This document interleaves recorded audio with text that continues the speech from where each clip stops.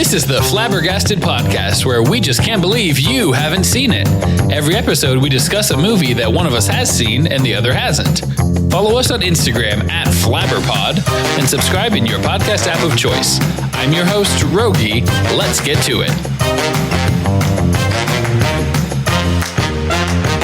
1, 2, 3. 1, 2, 3. 1, 2, 3. Yikes. Leave all of that in, Jeremy, as I welcome our listeners to today's episode of Flabbergasted, where we are covering the animation comedy family film My Neighbor Totoro. My Neighbor Totoro came out in 1988, directed by Hayao Miyazaki of Studio Ghibli fame. You may know his work from having seen films like Spirited Away, Howl's Moving Castle, Princess Mononoke, or Ponyo. My Neighbor Totoro is an animated film that is available for streaming for free if you are already subscribed to HBO Max. Jessica, are you familiar with the works of Studio Ghibli or Hayao Miyazaki in any way? I saw one of those movies you mentioned. Spirited Away, probably. No, the Princess. No. Princess Mononoke? Yes, like with a gigantic wolf and also a gigantic pig and years and years and years ago. So good. Like, I don't even remember anything about it except the name. Yeah. And now that you said giant wolf, I maybe vaguely. And somebody was sick, I think. Like, probably. Their body was bandaged. I haven't seen it in a long time either. Yeah. Similar themes in a very broad sense. A lot of his films will have somewhat similar themes. So you, I'm guessing, didn't know what to expect with My Neighbor Totoro. Correct. You knew it was animated. You knew that I had been talking about doing it. I knew it was animated, and you had said it's one of your favorite films of all time. And I have another friend who really liked it. And that's all I know about it. But we've never, ever talked about the movie or the content or anything. Yeah. So a little bit of my background with it. I was trying to... So it's actually kind of confusing because based on the Wikipedia article for My Neighbor Totoro that I have been reading, what we just watched, I watched it today. You guys watched it today as well? Yeah. Anyway, that was a dub. The Fanning sisters did a dub in 2006. And that was the version that we watched, right? Now, if you know how old I am, that doesn't line up with this being the seminal film of my childhood right next to Grease, which explains a lot about how I turned out the way I turned out. And so what I'm reading here is that it came to theaters in the United States in 1993 because so the movie came out in 88, but then it was dubbed into English in 89. Then it came out on like VHS in 94. So that makes sense for us to have been renting it on VHS when I was 5-6 years old. We would go to not even Blockbuster in town. There was like a small mom and pop video rental shop where we would get this. And then I would rent like Super Nintendo games, like the cartridges, not even N64 or anything. So that's how far back I go with My Neighbor Totoro. I probably rented it as a kid 10 plus times. We just kept renting it over and over again. I can see that as a kid. It would be a very visually captivating movie. Mm-hmm. Yeah. And I mean, I think it explains a lot about, I don't expect you to have the same emotional reaction to this film as I do every time I watch it, but that's because it imprinted on me everyone has those pieces of media, whether it's watching baseball with your dad or, listening to certain music or whatever it is that you're like, I love that as much as I do, not because of necessarily like my personality, but it's just like the age that I watched that, like it became part of my brain. So I have lots of thoughts about the ways that this film has impacted me and my worldview. But this isn't about my thoughts on My Neighbor Totoro. It's about yours. So we open with the credits and a little song and some like animated like dancing rabbits and stuff in the beginning. When you see that, are you going, okay, here we go. What am I getting myself into now? I was like, these credits are really long. They were. Yeah. But just the song's so good. It was let's go. It was. Hey, let's go. It was fine. It wasn't bad. I was noticing the little critters like coming out of their little cage thingies, and then that was interesting. I'm like, I wonder what we're getting here. Yeah. Okay. I'm wondering if that stuff's going to pay off later. Right. Setting your expectations. Yeah. When it comes to things like paying off and a plot, those are high terms to use for My Neighbor Totoro, right? Yes. Which I think it is still, for me, I mean, it's still a masterclass in filmmaking, but, you know, it's not something where, you know, there's Easter eggs hidden in the beginning. You're like, oh, that connects to when this happened. I mean, there's only so much dialogue in the whole film, right? That's not what it's about. It's about vibes. Yes, I'm with you there. So we're already closer to the Fantastic Mr. Fox end of the spectrum. There's a lot of dialogue in that. And I guess more of a plot. I don't know. I liked this better than Fantastic Mr. Fox. Spoiler alert. Just coming right out with it. So the first real scene that we get after we get out of the car and we're just driving through the absolutely idyllic countryside of rural Japan is when they're moving into the house. Which reminded me of Beverly Hillbillies. When they've got the truck loaded up in the credits. In the credits. Yeah. Well, I know the song, but I can't picture it in my head. Oh, okay. Well, they just have this little truck and it's like piled ridiculously high with all of their stuff, which is totally what was happening with this family. Yeah.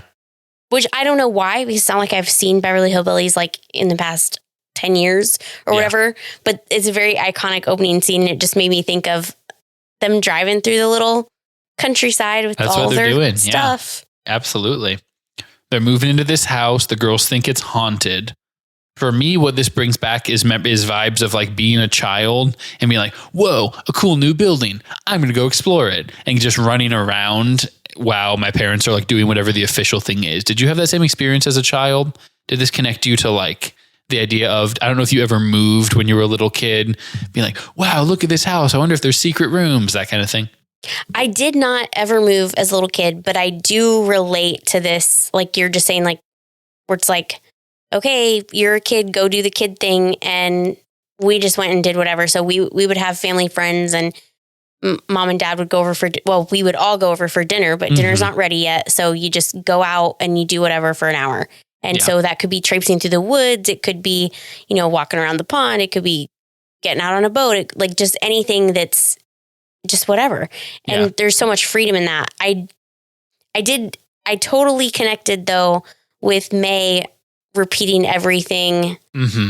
Satsuki, is that how you say her name? Satsuki said, like repeating everything. That's I was going to ask if that's a sister thing. I don't know how far apart you and your sister are. Obviously, I don't have any sisters, so we're 10 years apart. And May and Satsuki are 6 years apart. So I definitely, they have a little bit different of a relationship. I don't remember.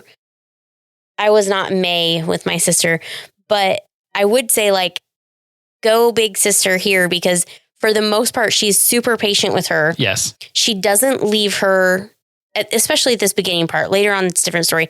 She doesn't leave her. And also, as a 10-year-old and a 4-year-old, they're pretty brave. Like, running around this house. Like, they're not afraid of the dark.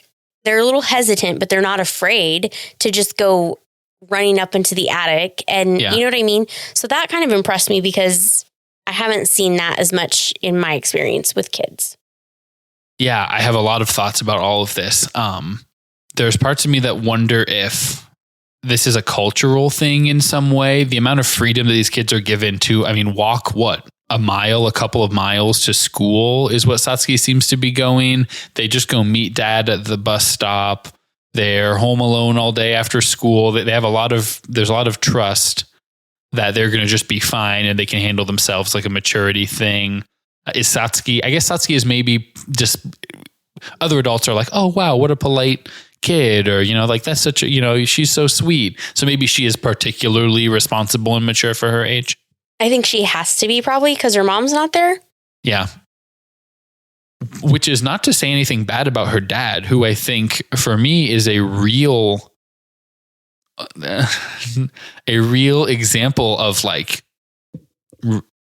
positive parenting, especially being like a male parenting figure. You know, it would be so easy we just saw two single dads in Super 8, spoiler alert, who are not emotionally connected to their kids in any way, don't know them as people, don't support them and nurture them and stuff. And this dad, every single step of the way, is just like, oh, wow, there's sprites. Like, I guess it must be little goblins that are upstairs. But like in a very loving way, he's not mocking the kids. He's laughing because he's scared and teaching them to do that too. He's extremely nurturing and emotionally supportive in a way that I appreciate. I agree with that. And fun fact, the English version is Tim Daly in the one that I watched anyways. Yeah. And I like him. I don't know who that is. Tim Daly? Is that someone I should know from something? He voiced Superman in something. I don't know which one, but in several of those movies.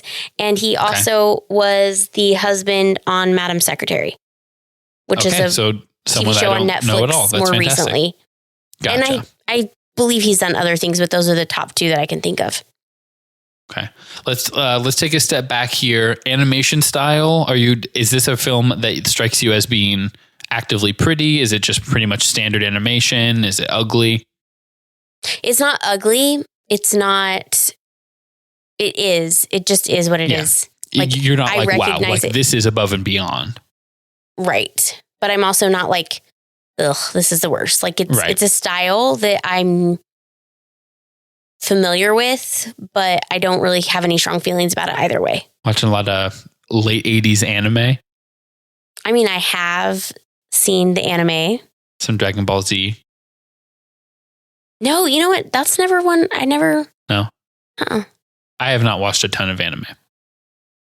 But I mean, it is definitely a style, and that it hasn't really changed, if I'm correct. And I could be wrong. I don't know enough about it to speak to that. I'm sure the real anime heads would be like, obviously in the late 90s, there was much more emphasis on, like I don't really know about that necessarily. What strikes me about the animation in this is that you can tell it's hand drawn. It is not something that is digitally produced in any way, which I appreciate. Because this is going to be contemporary with Disney films like almost Little Mermaid. Is that early 90s, late 80s? Yeah. Yes. Okay. So it's around that same time period. And that's cleaner. I mean, it's intentional, right? They could have it cleaner, sharper, bolder colors if they wanted to, but that's not exactly what they're going for, I think. It's softer and more green and nature and shadow vibes. Yeah, I did notice that the colors were very muted, if you will. Yeah, except a little more washed out. Satsuki's bright yellow dress. Yeah. Yeah. Which is even the yellow one with like the orange straps. Yeah. Does she wear? She wears a couple red dresses because you'll see her in school. There's like two scenes of her at the school where everyone else is wearing white or like a very light pink or something. And very she pops. Bright. Yeah. Yep. Yeah. Which I'm okay with, but it is a choice that they made. Right. What about music? I don't know if the music is actually iconic or if it just resonates with every bone in my body because of the way I am. It definitely fit the movie. Yeah. But it wasn't. There's a couple themes that they come back to and they'll play them in like a more sad version of that theme or a more spooky version to try to fit the tone. And so I think for me, it does a good job of like making everything feel cohesive and connected in that way. Okay. Awesome. So we have them moving in. My notes are about like how much fun a little kid has, like building a mythology around a place, right? They just decide, oh, it's haunted. Oh, there's these soot gremlins. Oh, okay. There must be, there's forest spirits around. Like it's not literal like Greek mythology, but it's like, oh, what stories could be happening here? Oh, what's going around the next corner? And I just think that's such a staple of like what being a little child is for me, which is running fun. With your imagination. Yeah. Yes. In a way that I think it helps foster the natural curiosity of these little kids. They don't have iPads and phones in front of them, right? Which is like very, back in my day for me. I had a Game Boy, I was playing a lot of Pokemon. But, at 4 years old, May is she's playing house and she's playing flower shop, and they're very, respectful to the forest spirits and to the forest, like bowing to the tree and stuff in a way that, I don't know, it's hard to envision kids these days. Maybe some. I'm sure it depends on parenting. In my experience like I didn't have the Game Boy until I was a little bit older, but there was definitely this whole, I live out in the country. Yeah. So there was definitely this whole like meet up with your neighbor and ride your bikes, to somebody's house. Yeah. And like maybe try to go fish down the road in the pond or, just do whatever. And you have a watch or, you're home before dark kind of thing. And you feel like that contributed to you becoming a little more mature because of that kind of stuff? Like you had to be responsible for getting back on time and, knowing your directions. Okay, the sun's setting that way, any of that kind of stuff? Well, let's be honest. I didn't really know my directions at all, but I knew where I was. And I don't know if it made me more responsible or not, but it was definitely just a different experience than what I see the children that I've seen nowadays that I have relationships with. It's just a different experience. Mm-hmm. There probably is something to that responsibility thing where you didn't have, like I maybe had a watch to tell me what time it was, or I had to ask my friend's mom or dad, whoever's house we were at. I had to say, hey, what time is it? I have to be home by a certain time. Yeah. And I had to stay up on that. And I do think that that's something that I see isn't as common today as being able, like understanding the concept of time and knowing how long it's going to take you to get from one place to another, and that it's important that you're back when you say you're supposed to be back. Yeah. That stuff's even more important now because the world, I don't know that it's more dangerous now than it was when I was a kid, but you hear about it a lot more. So if you're not where you say you're supposed to be, your parents are freaking out a lot faster than my parents were. Obviously, working at Department of Child Services, I have lots of thoughts about that, like what the danger versus perceived danger, and is the world, people would definitely say it is more dangerous. And I think statistically, you would have kind of a tough time bearing that out, like as far as how many kids are being, are falling victim to trafficking, human trafficking of some kind. I don't know that it's that it's more than it was before. It's just that it's so much more in the news now. And that's like the kind of thing that things focus on. But, so May goes and finds Totoro, right? Satsuki goes to school for the first time. May Which super sees sweet. the little she tiny made her little ones. lunch. What's that? It was super sweet that she made her a little lunch. Yes, very sweet. Like you're and saying, the dad's like, she doesn't get forgot. annoyed with her. She actually treats her nicely and loves her little sister, which is awesome. Yes. May has the whole thing with the acorns and finding the little tiny bunny dude that goes invisible and stuff. What are you thinking as we see a little bunny walking around with a sack of acorns over his shoulder, and then they're becoming visible and they're scampering around?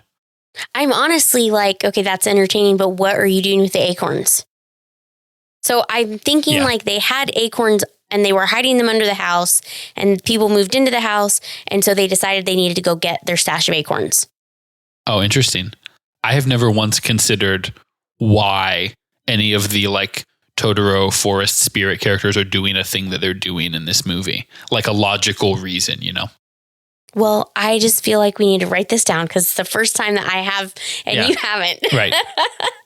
Yeah. Wait, before we go further, it's all about vibes, because they're like, what are little animals like? I don't know, probably acorns. Let's make it the simplest, lowest common denominator thing that we can, There's nothing later where they're like, oh, the acorns are their money, or they're, eating them to hibernate, to carb load to hibernate for winter. It doesn't explain what, any kind of cosmology, why they're doing these things. Well, yeah. And I wondered because they spent so much time on acorns, making them shiny. They are shiny. Okay, before we go further, though, I do want to point out, did you see The Mummy with Brendan Fraser? Oh, no, I've not seen The Mummy with Brendan Fraser. Oh, my gosh. You're killing me. Brendan Fraser month. The little bugs, the gremlins. Sprites. Yes, those things. Yeah. When they open up the room and they all, just go... Yeah, in the attic especially, yeah. Yes, very reminiscent to the little beetle creatures in The Mummy. Interesting. So what I've read on sort of the Wikipedia page and stuff is that some of that stuff was taken from traditional Japanese religious iconography and Shinto and nature worship and environmentalism and stuff. So I wonder if there's like similar, if the mummy took any ideas from like, kind of like how in Japanese folklore they do that. I don't know if Could they be have similar roots. She finds the little guys and they grab the acorns. That's where we were at. Yeah, she finds little guys. They grab the acorn and she just follows them, goes through a little tunnel, falls through the roots of a tree. Very on par Rachel for told a kid. me, you're cutting out. I can't hear you on that. Very on par for a kid. Yes. Yeah, Like, very she's not even realistically thinking about- this is a cool thing. I'm going to follow it. Yeah. Now, Rachel said that for the first time she saw this, for the first 25 minutes, she was scared the whole time that something bad was going to happen. She was like, that monster's about to eat this little girl. Is that where your mind was going there? No, but that could be because I'd been conditioned to not think that. By listening to the peppy music in opening credits? Well, and everything that I'd ever heard about it, even if I wasn't thinking about it, was not indicative of this being a scary movie. Yeah. That would be wild if I was like, this is my favorite film ever. This little girl, everything's really cute. She falls down there, just gets chomped by a giant Snorlax, like a bear demon thing. And then it's a mystery trying to find her corpse. I didn't think of that at all. No. Yeah, no. But that's when you're meeting Totoro. It's still brave of her, right? She just climbs up on him and was like, all right, you're my friend now. Your name's Totoro. Yeah, and she's like messing with his nose. And I'm like, you are such a kid. She is. Like, that thing could bite your arm off. Mm-hmm. But he's so There's sweet. no hesitancy. That's the difference. Like, there's something, if you're hesitant, but you reach out and touch it or whatever, like, at least you're being cautious. You're noting that. But there's no hesitancy. She just jumps up on him and, like, starts flicking his nose. And she's not old enough to understand the potential and danger, caution and that stuff. I will say I totally related to her because as I am a car baby, if the snoring and the up and down movement of the belly, I would totally fall asleep as well. Oh, the warmth. Every time anything touches Totoro, you're like, it looks like he has 6 inches of fur that you can just stick yourself into and just burrow in and... Yes. Oh, yeah. And because you can imagine, too, there's birds. They're in the forest and there's birds chirping probably and stuff like that. And you're just getting some like forest ambiance sound. Oh, yeah. You're out at that point. I'm out. Because you feel so safe with Totoro. Totoro. So then the next, there's different little scenes that happen in here. Oh, did you think anything of the bathtub scene? Did you have any strong thoughts on the bathtub scene? I was just like, that's probably a cultural thing. Yes, I think it definitely is. And we have to remember this is set in like the 50s, right? So, and they're way out in the country. They've got electricity, but barely. There's not a lot of electricity going on. They're pumping water, right? They're heating it up on the kettle in order to make it hot. So it's an old school bath. That's how it works. I did kind of think that Dad's laugh was a little creepy. Because of how forced it is. Yes, and the way they did the animation with his mouth being like so wide. And they do that with Totoro's mouth at different times where it gets bigger and bigger. Even May's mouth occasionally. Yeah, that's like one of their visual things that they do. But his was just creepy. Yeah, it's a little creepy. Rachel said the first time she saw it, she thought that Dad was about to do something sketchy with those girls. Because he's taking a bath with them. I was like, come on. No, not this guy. No, what's his first name? Tatsu. I did have a note about Granny. Yeah. Here's my note. How do you feel about people who are like, oh, you can call me Granny, and she's not their granny? Oh, interesting. In that she is the one that offered it up and is like, this is what people call me. You can call me Granny. I think that's a little much for me. I don't love that as a vibe. I'm fine with...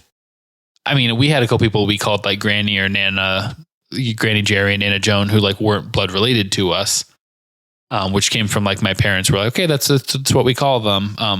But it's different if you meet someone like, hi, my name's this, call me Granny. Like that can be weird.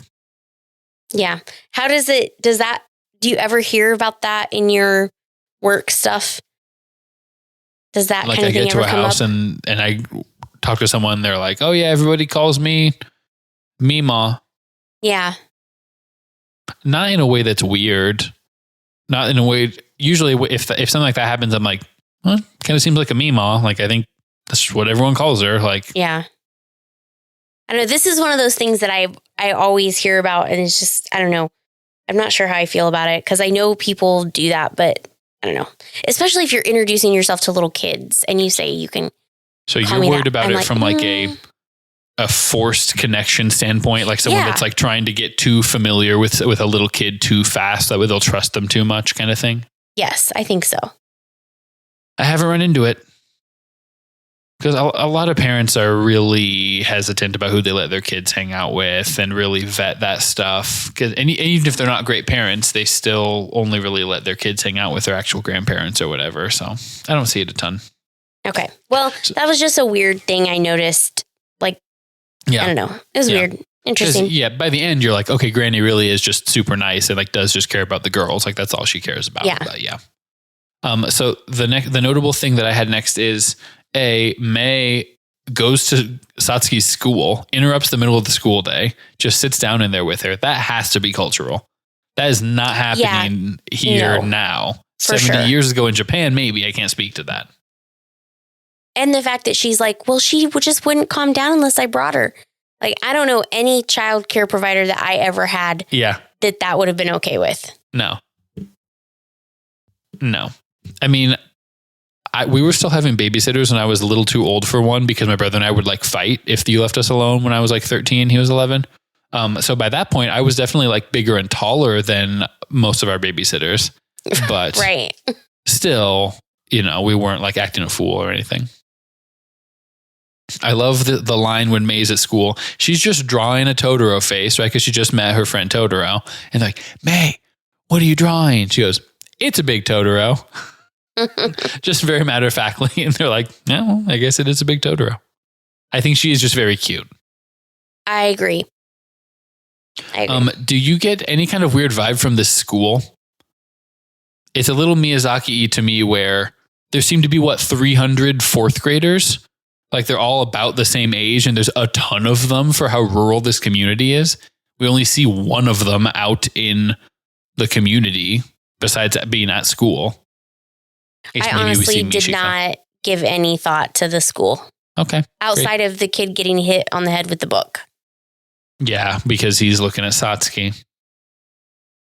The only thing that I thought about that was that it made me think that maybe in some ways it was almost being filmed from the perspective of the kids. Like that's how it seemed to May. Like she was the only one wearing a bright dress. There's 1,000 other kids. I mean, there's 100 other kids in her class at least. It's like a huge classroom. And so it's like maybe if you filmed this from the dad's perspective and it's more like coldly realistic. And it's like, well, the kids were all wearing different stuff. And really, there weren't that many other kids, but that's kind of how it felt to her. And so that's why we get that like from the eyes of through the eyes of the children perspective a little bit. I don't know. That could be. I'd buy it. So what do we think about Kanta, the kid that got hit in the head with a book? He goes back and forth from like being able to communicate with the girls to being too shy. Your house is haunted.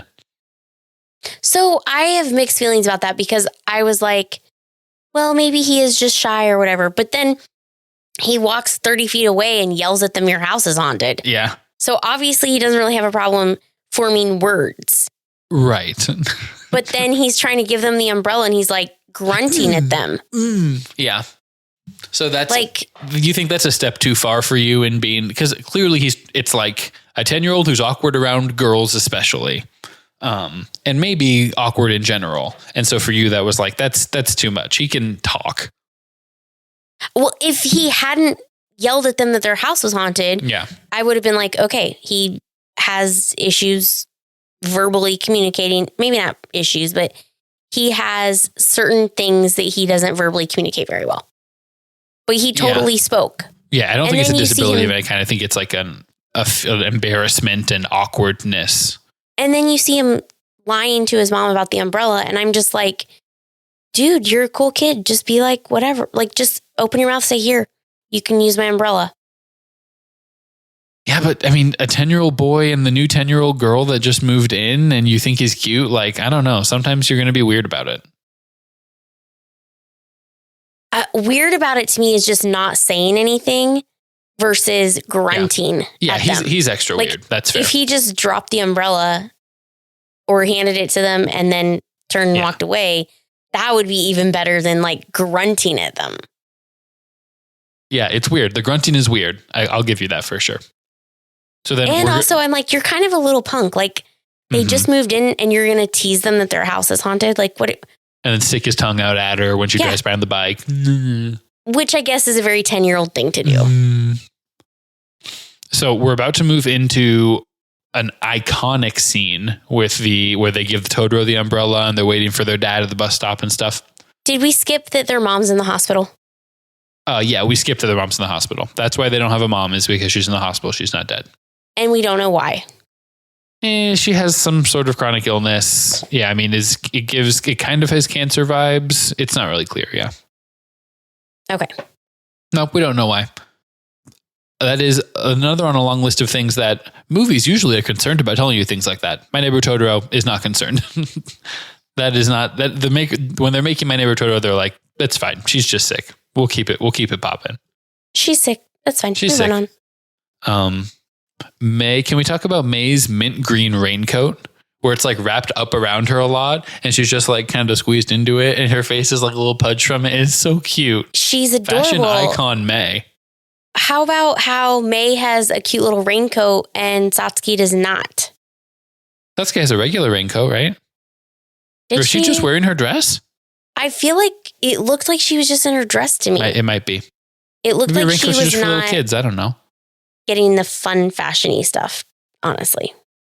I'm looking it up right now. That's fine. Kanta's mom saying, I only have a couple quotes written down. This is one of them. Kanta's mom. Kanta is such a dirty kid. He can always use a good drenching. Yeah, I didn't love that. I thought she was just being funny. I think she is too, but no wonder he's embarrassed to talk to the neighbor girls when his mom's saying stuff like that. Yeah, moms be saying stuff. You've never been a 10-year-old boy. Moms say stuff like that. You know how many times my parents were like, oh, Rogge, this is your future wife right here. Oh, and they're purposely being weird about it and like trying to make you feel awkward because it's funny to do to little kids. We talked about the amount the kids have freedom, so I was going to touch on that again here if we had not. I do think that part of you not being worried when they meet Totoro, especially the first time May meets him, the music changes in such a way that you're like, something bad is not about to happen. Right. Like the Totoro music as they're starting to swell up is like very much like, dun, dun, dun, dun, dun, like here's this like fun big dude that's like just going to be your friend. I do like, so we're at the scene where Totoro comes to the bus stop. The girls are waiting. Their dad's bus is late. Totoro gets there. He has a leaf on his head, right? That's his rain hat. That's protecting him. Okay. You're not going to tell me that's not the cutest. He has a leaf on his head. He's just standing there like he's waiting for the bus.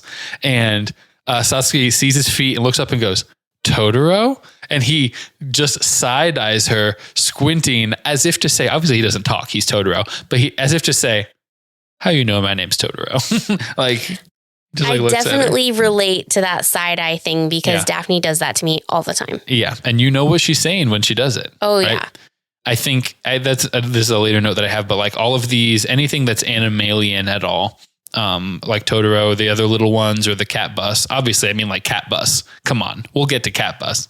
But they do the way they're able to emote without speaking, right? Totoro's responding when you talk to him and stuff. It's impressive. Agree. And with the type of animation it is, it's not like they're drawing extra detailed faces or something so that you can see all the facial expressions. You know what I mean? It's not every little muscle. It's about his eyes going from pinpoints to like the size of dinner plates, right? It's like an exaggerated. And probably along with the music. Yes. Oh, the music absolutely is giving that same stuff for sure. But this is where I just can't help but gush. I mean, the way he's holding the umbrella just in his claws, like delicately, and then he holds it and then one of his ears is like poking into the fabric of it because it's too small for his big Totoro head. He loves the raindrops so much. After he crashes down, she's like, ah! He's like, yes, raindrops. I thought that was amusing. I did like when Satsuki's trying to hand the umbrella over she's like, no, seriously, take it. May's slipping. May's slipping, yeah. Right. And what a piece of detail that the umbrella is just sitting on her shoulder while she's holding May. Yeah. Like, the way she holds May is impressive enough. I mean, Satsuki is like an athlete. The amount of sprinting, the cross-country running she does. Yes. Going up a hill like it's nothing all the time.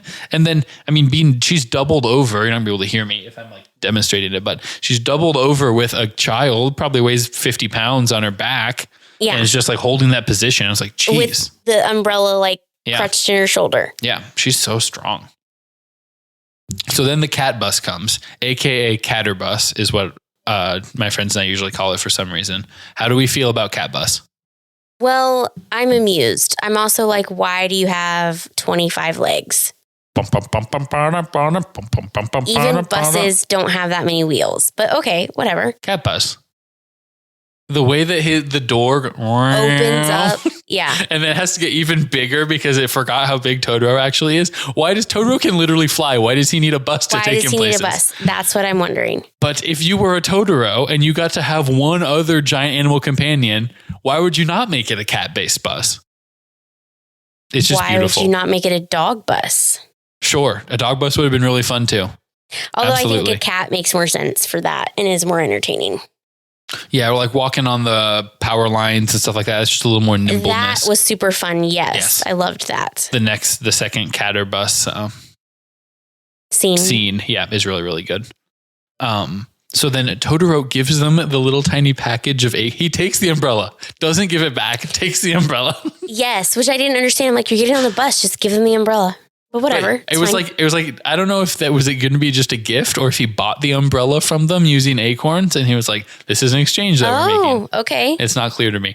But then I love that it does the kind of montage, like writing a letter to mom thing. Dear mom, we had such a fun day.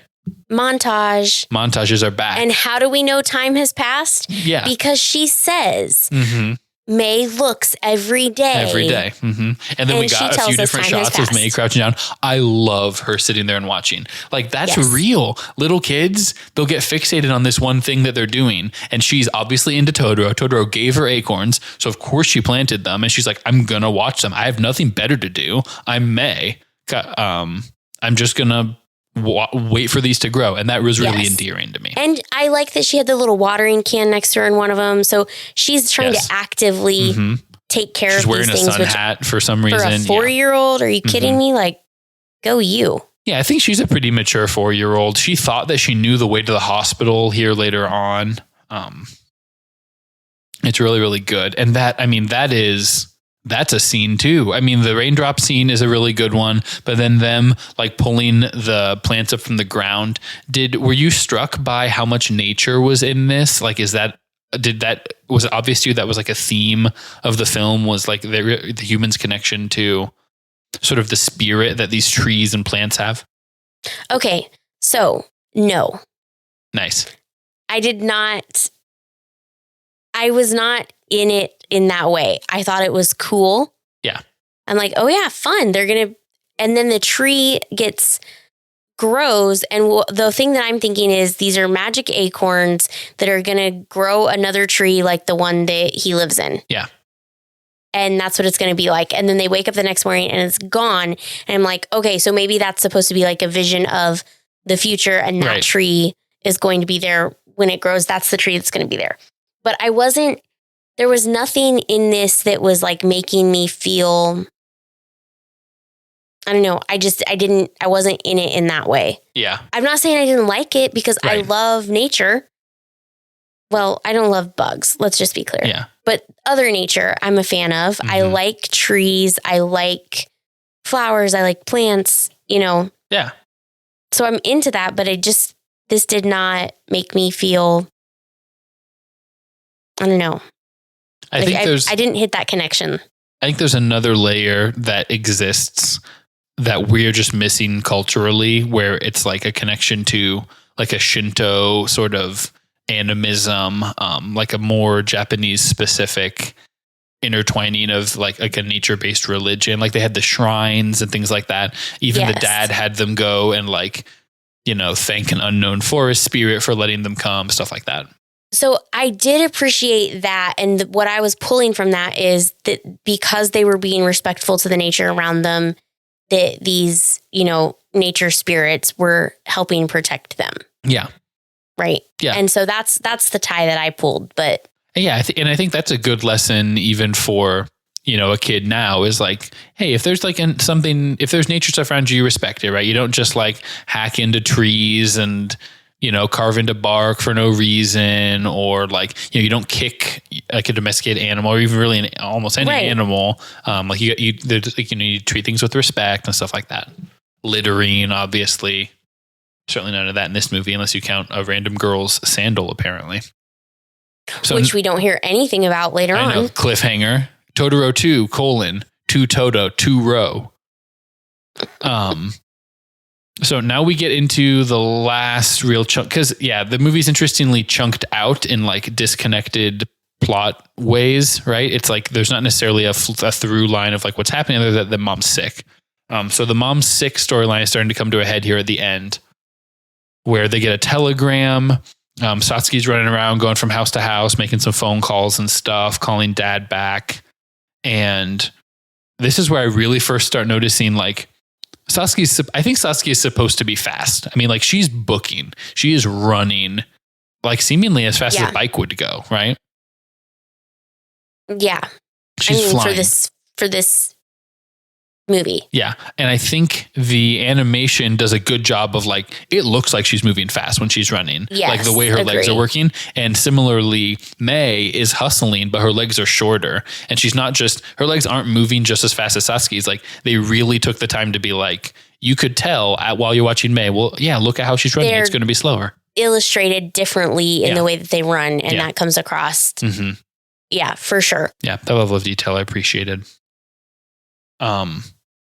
We get the scariest goat of all time with May holding the corn.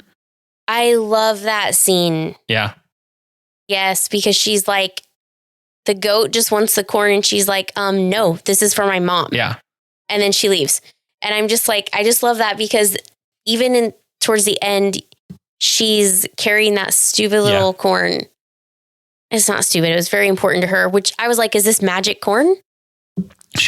Granny told her that it's been absorbing sunlight and nutrients, and so it's going to make your mom healthy. And so she's like, okay, like that's my new. That's it. It's going to make her healthy. Text. Yeah, that's like that's what's happening. Yeah, she's all about it, and then so right there around that scene is the first and only time that Satsuki like yells at May.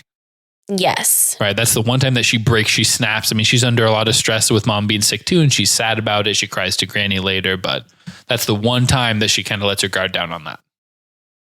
And it's reasonable, and you can tell that it's sudden or unexpected from May because she takes it really hard. Yeah. Yeah, she really, and the crying looks good. There's a little bit of snot coming out of her nose and stuff. Like she seems really sad. Yeah. So, not long after that, May runs off. How worried are you at that point? I honestly thought she was in the tree with the critters. You're like, why aren't you just checking at Totoro's house? Why didn't you go there? For real, that's what I was thinking. And then they're running all over, and then she does. Satsuki does go in there, and she's like, "I need help finding May." Yeah. And I did think it was entertaining that they're like, oh, a little girl couldn't go all the way to the hospital. What are you talking about?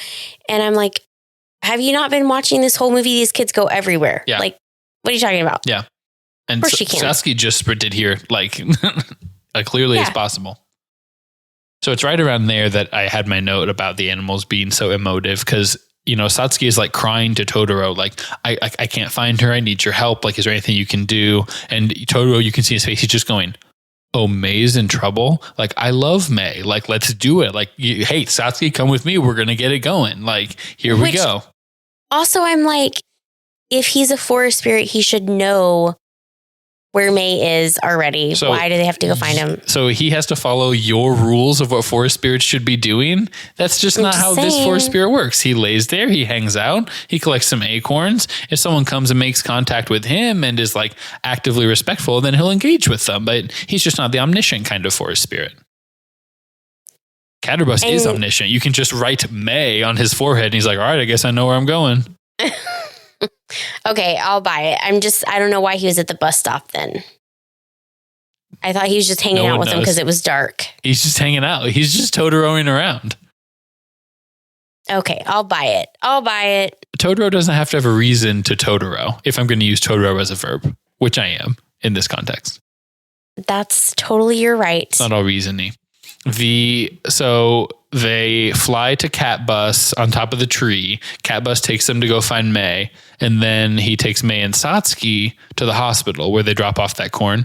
And there's a shot of the two girls sitting in the tree looking at their mom. And then a giant cat bus and his like 15 hands grabbing the tree. And they're all just looking in at their mom. And I was like, I could sit there. It could be not a still, but like a smart photo or whatever, like of just them doing that and like their reaction to them looking in the window. I could watch that for an hour. Like just that. I love it so much. Well, okay. I don't know about watching for an hour, but I did like that. And but realistically, Dad's sitting there talking to Mom and he has no idea that his daughter went missing. Correct. Which I'm just like, that's crazy. No cell phones. People be traveling. And it's not like they could just run over to the one guy's house and call him up at the hospital and say, hey, your daughter's missing. I don't know. It's just that whole thing. I could see that. Wrapping your head around this pre-cell phone, no instant contact thing is fascinating. Very much so. Yeah. So we're here at the end of My Neighbor Totoro. Are you at a place where you feel like you're watching it from a plot perspective? It's a little wholly, like the plot didn't totally line up people's motivations for stuff. Did that hinder? I was trying to combine those words. Did that hamper your ability to appreciate the film? Honestly, I was like, what the heck just happened? It's over. It's over. It's over. Mom doesn't come home. Nope. We don't see Mom come home. Nope. We don't see them all back together again. We see them hug Granny and stuff. But I'm just like, what was this movie about? Yeah, it's about Totoro. It's about respecting nature. It's about being a kid, right? Because that's how it is to be a kid, is that you're like, things are just happening. Mom was supposed to come home today and now she's not coming home today. And so my life is over. Like everything is ruined, right? That's how you react. That's how May reacts. And so when you're a kid, things just happen to you and it's disjointed and, you're trying to make the best of it and you're meeting forest spirits and you're, playing your little games and stuff. And then sometimes the forest spirits give you acorns and you give them umbrellas. I think they could have done more. Like there could be more, obviously. Yes. I would watch more Totoro. Agreed. But it just ended. Yeah. So, and I guess that's okay. Yeah. My Neighbor Totoro. Would you watch it again? No. Really? Would not watch again. I watch it a couple of times a year, probably. I haven't watched it in a little bit. I think that's because you have that, like you said, it was such a part of your childhood. Mm-hmm. So did you know that this is an enduringly, extremely popular film in East Asia? I did not know that, but I know that it has maybe, if you will, a cult following. Mm-hmm. Like there are people that are very passionate about it. Yeah. So over here it is that way. Over there it is actually much more than that. Like it's a broad cultural phenomenon. Yeah. Like so I'm going to read a paragraph out of the Wikipedia page here. So My Neighbor Totoro has grossed over $41 million worldwide at the box office, which like it's a Japanese movie, right? As of September 2019, an estimated 277 million from home video sales, and then another 1.14 billion in merchandise sales. So like I have a giant Totoro blanket. So when our friends at McDonald's were in Taiwan, Hello Kitty is really big. Oh yeah. And like Avatar, stuff like that. And like Totoro is just right up there. I mean, you can get Totoro t-shirts, Totoro pencil cases, Totoro backpacks. Like it endures as like a seminal. I mean, it's like Mickey Mouse equivalent kind of thing in Taiwan and Japan. I think if I'd seen it younger, I would have appreciated it differently. Yeah. But I'm not saying I don't appreciate it. I'm just saying I wouldn't watch it again. Too whimsical. Fantastic Mr. Fox, My Neighbor Totoro, too whimsical. I will only be picking very serious movies with clear beginning, middle, and ends for you going forward. Don't worry. We won't get into anything. I do want to say, like, I did like this better than Fantastic Mr. Fox. Really? Okay. I think so. Like, okay. It's so cute. Do you like it better? You do. You said it's one of your favorites. Yeah. I've only seen Fantastic Mr. Fox a couple of times.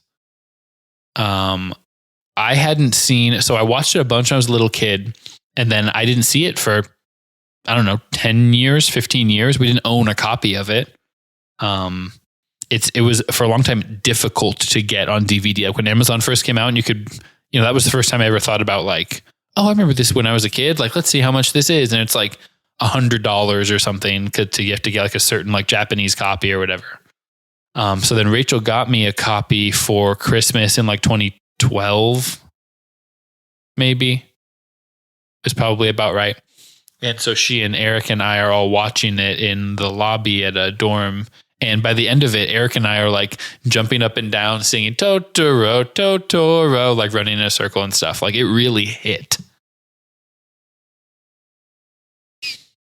Okay. I just want to roll it back for a second and say, I just Googled it, and Dakota and Elle were 11 and 7 years of age at the time. And I'm just saying, these girls win acting. Yeah, they're good. Like a 7, and I believe when May cries and grunts and laughs. Their screams, yeah. Yeah, like it lined up. And also, I couldn't really hear Elle's voice as May, but I could hear Dakota in Satsuki. Right. Like, I think Elle's probably maybe just a little younger. Or, then I could recognize her voice, but I could totally recognize Dakota Fanning's voice. Well, I'm wondering if you think that they were together when they were filming this or doing the voicing. Do you think they had them like in the same room or? They were definitely in different rooms just for the sound quality. You think they could see each other? Like they had each other to like act off of? They probably could see each other.